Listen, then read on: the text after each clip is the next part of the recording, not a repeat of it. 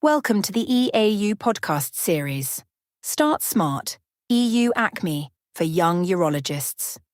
In this third episode, Revalidation and Lifelong Learning, we rejoined by Professor Marek Babjuk, Associate Professor Juan Luis Vásquez, Professor Giorgio Ivan Russo, and Dr. Loïc Baekelandt. Together, they will explore the importance of maintaining competencies in a rapidly evolving field. They reflect on revalidation, future career development, and the value of adopting a lifelong learning mindset. Join us as we embark on this informative journey. Hello guys, I hope you are having a nice evening, and it's a huge pleasure for me to introduce Marek Babjuk, a well-known professor from the Czech Republic, and we will continue a conversation on the EU-ACME, and we were going to talk about revalidation and lifelong learning, which is a very important topic. And my name is Juan Luis Vásquez, and I'm the chair of the Young Urologist Office, and together with me it's Giorgio Russo and Loïc Baekelandt from Belgium and Italy. Hi guys, this is Giorgio from Catania. Happy to be here for this third podcast with Marek, you and Loïc, understanding how this process is going through. And it's a pleasure. Good evening, everyone. Loïc from Belgium. I'm the current chairman of the EZRU, and also happy to look into how we can use the system for lifelong learning as a urologist. Hi, gentlemen. It's great to see you. And I am definitely oldest one in this group. So tell me, you are on the beginning, on early part of your career. You have still a long urological life in front of you. So is lifelong learning important for you? Yeah, I would like to say, first of all, our audience are not seeing us, but we actually see each other in the video. And Mark, could you still have your hair? I can say that. Less than I used to have, And yeah, I have to say, revalidation, it is important, because being a urologist is, everything is under evolution. Things are changing, and at times like this, things change very quickly. But from the EU-ACME perspective, why, and I want you to convince me, why is it important? Yeah, I think it is not just the question of EU-ACME, it is the question of your professional career, how really updated you will be in your knowledge, in your skills, when you are already the specialist, and how fast the medicine is changing today, the approach. Of course, as I mentioned, I'm more or less on the end of my career and close to the end of my career. And I remember I had to learn 3 times how to do radical prostatectomy, first with open, then with laparoscopy, then with robotics. And it was important. And, today potentially also changed the indications for the surgery, and you must be oriented in that. So there is no question that you need to learn during whole your career. The question is, and this is already the question of EU-ACME and EBU maybe, is whether this should be somehow proven, whether you should demonstrate the proof that you really participated on educational activities, and how you can demonstrate that.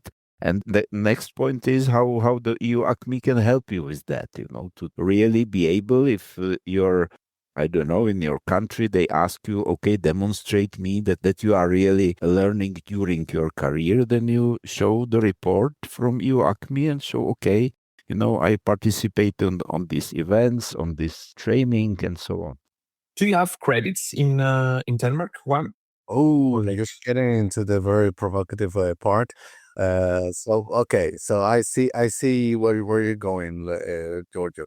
So, okay, I will play the devil's advocate. I am a young urologist in Denmark, and in Denmark, we do not need this. It's not required. It's not that we don't need it, but it's not required. Our employers are not asking us for showing how many credits we have accumulated throughout a year. Universities are not doing that either. Marco, then I have to ask you, would there be an advantage for Scandinavia or some people from Northern Europe of doing this? even though it's not required by employers, universities, or hospitals.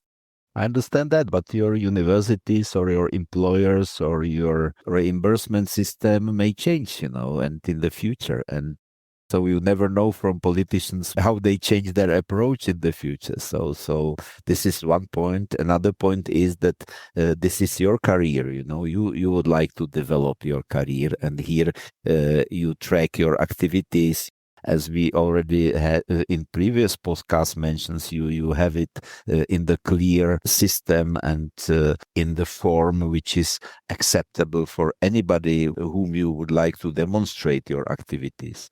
But let's say in Czech Republic, it is interesting because if you provide the medical care as a specialist, you demonstrate lifelong learning activities, and there is a given number of credits that you need to present.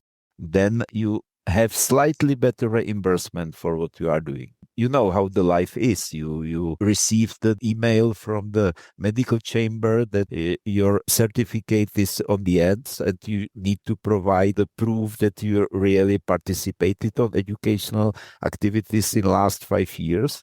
And then you just do one click from EU-ACME and you can show it up. Yeah. It's very interesting, Juan and Marek, because, for example, in Italy, we are obliged to do credits and we need 50 credits per year. So we have to collect 150 every 3 years. They reset. And obviously, we are in Italy, in some other parts of Europe, sometimes no one is controlling us and everything is passed. But for example, last year, I started a collaboration with a private clinic doing only private patients, and they asked me the credits. And if I had not the credits, I could not operate and even collaborate with that clinic. And since we are building a network of orthopedics, other specialties, they have difficulties because they don't have the credit to be completed and have some problems. So I think it's very interesting that when we deal about credits, we are understanding about Europe, and sometimes countries are different. And obviously, the ACME can help different countries in different ways, obviously. It's not only something about career, but it's only something that we are obliged to do. I don't know, in Belgium, Loïc, do you have this kind of strategies and administrative requirements? In Belgium, on a national level, as a resident, during your training, you have to reach a certain amount of points. You can also use your European points. It doesn't have to be in the Belgian system itself. But maybe also a question to provoke a bit this discussion. Do you think we need accreditation points for to support patients' safety as a neurologist or not? I don't think necessarily that credits will make patient safety higher. It will always be very much about the doctors. You can still go to a congress and have the credits for going to a congress, but you can by going to, let's say, to the annual congress, and then you just go for drinking beers and then tourism, you will still get the accreditation. So it's a balance, and it's always about your self-conscious. And there are other things like soft skills, communication. How do we do accreditation for that? And now I will bring something that is very close to my heart, because the Talent Incubator, it is accredited. And Yeah, that was my question, Juan, if the tip was credited. Yeah. it is. Yeah, but I think it's very important because it means that what you are building up is accredited, is validated, is something that is not only related to science itself, but only what we act when we are approaching patients, where we are approaching colleagues, something that is not really, to say, touchable, but it's accredited. So this is the reason why it's important to have credit, I think. Marek, we have different kind of credits in terms of, for example, scientific or not scientific or whatever, say buildings network, or everything is in the same, to say, box. I don't know if I explain myself. For example, the Talent Incubator is something not really related to urology, but it's related to activities that we need when we wake up, by the beginning of the day until the end, approaching ourselves to the others, and then become also a leader. Do we have differentiation of credits on the basis of the activity or not?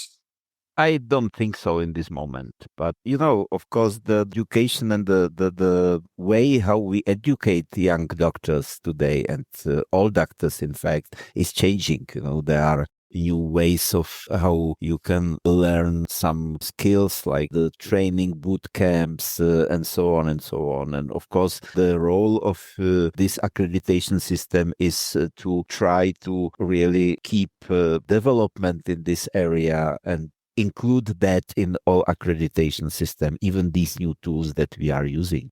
Yeah, it's something related to career growth during our lifelong activities. But I think it's very important, for example, for becoming a leader, chairman of an office. I think it's also important to achieve different parts of our career. And one is one of the best for that, for the tip. And I think that having this accredited into the system is very important. And having the possibility to look of that when you apply for something, a CV, I think it's crucial for us one.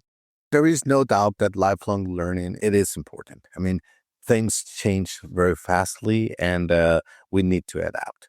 But Marco, from your perspective, do you see any difference in the interest of registering these things from the residents, from the young urologists and for the more seniors? Is there any difference there?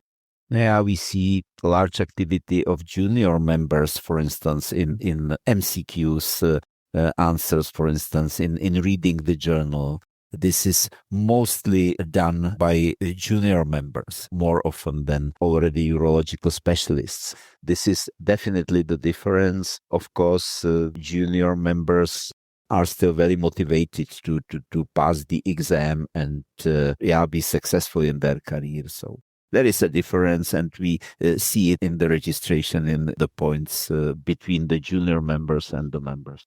Because this goes back to what I was saying, that it indeed lifelong learning is very important, but the credits, in my opinion, is not what makes you learn, but it is a very nice tool to keep a record of what you've been learning in order to show it to your employer or to whoever that needs to be shown to. So it will always be a balance, and I think this is a very nice advantage for EAU members to have this possibility to have a full record of all your activities. The point of course, I fully agree that one point is your individual career and your honesty that you really will do a good job, and how to register that in the system, how to evaluate that. Of course, now is the EBU, which is organizing the FIBU exam, is coming with the idea of revalidation. So who would like to use the title of FIBU will have to demonstrate some lifelong learning activities during his career later to be able to use the system. And of course, our EU-ACME or MyCME will help all of them to register their activities in the easiest way. And this is, I think, the benefit for our members, also benefit for EAU members, to be true. I also think, like Juan, you also mentioned, you can go to a congress and just count your points.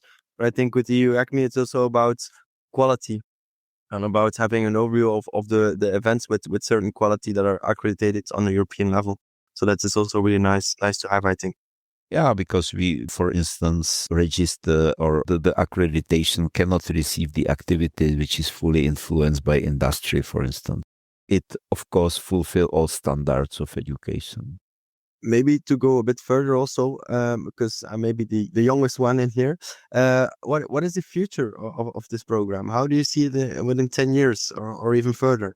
Yeah, who knows what will be the medicine in 10 years, and of course the limitation here, as was you demonstrated in your answers, is the heterogeneity of the educational system and the organization of healthcare system between European countries. But medicine will improve. It will be completely different in 10 years, I'm sure, with new methods, new drugs, new approaches, and so on. So we definitely, I can promise we will do our best that the whole EU-ACME system will try to be as flexible as possible to respect these changes and register new teaching activities and it will be definitely, the teaching will be more individual, more precise, and so on. And we will do our best that the system will stay at least as flexible and friendly for users as it is now. I think it's like having something transparent so we can construct our professional identity inside the ACME, and it's what we reflect to the others also. And I think it's very nice also to motivate ourselves to be every time, to collect these credits, also attend meetings very importantly, but also not forget that something that we cannot collect is the network that we create with other colleagues, in which we cannot collect credits, but we collect friends.